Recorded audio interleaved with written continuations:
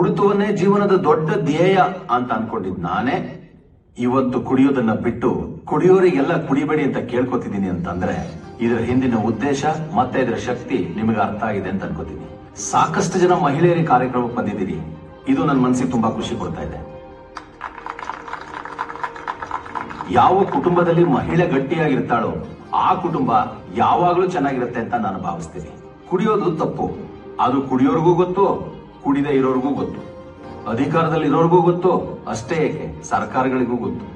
ಆದ್ರೆ ಅದನ್ನ ನೇರವಾಗಿ ಹೇಳೋಕಾಗದೆ ಬಾಟ್ಲಿ ಮೇಲೆ ಚಿಕ್ಕ ಅಕ್ಷರದಲ್ಲಿ ಬರೆದಿರ್ತಾರಷ್ಟೆ.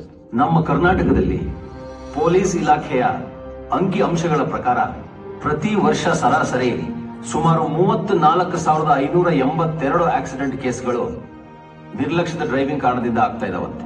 ಈ ಕೇಸ್ಗಳಲ್ಲಿ ವರ್ಷಕ್ಕೆ ಸರಾಸರಿ 11,324 ಜನ ಸಾಯ್ತಾ ಇದಾರಂತೆ. ಸುಮಾರು 52,961ಕ್ಕೂ ಹೆಚ್ಚು ಜನ ಗಾಯಗೊಳ್ತಾ ಇದಾರಂತೆ.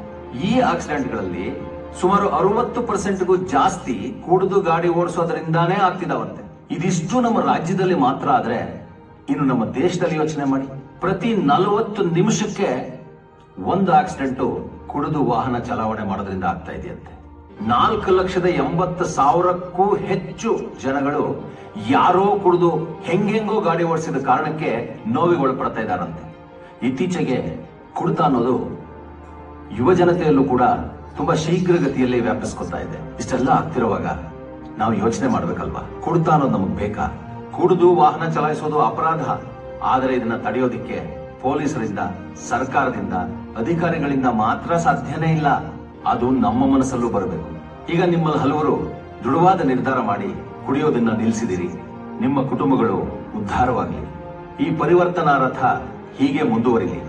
ಅದನ್ನ ಎಳೆಯೋ ಎದೆಗಾರಿಕೆ ನಿಮ್ಮದಾಗ್ಲಿ ಅಂತ ಕೇಳ್ಕೊತಾ ಇದ್ದೀನಿ.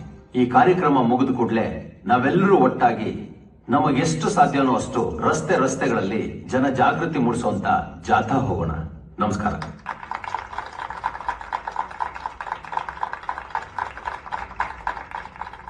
ಸೃಷ್ಟಿಯಲ್ಲಿ ಮಾನವ ಜನ್ಮ ಅತ್ಯಂತ ಉತ್ಕೃಷ್ಟವಾದದ್ದು. ಮೃಗತ್ವದಿಂದ ವಿಕಾಸ ಹೊಂದಿ ಮನುಷ್ಯನಾಗಿರೋದು.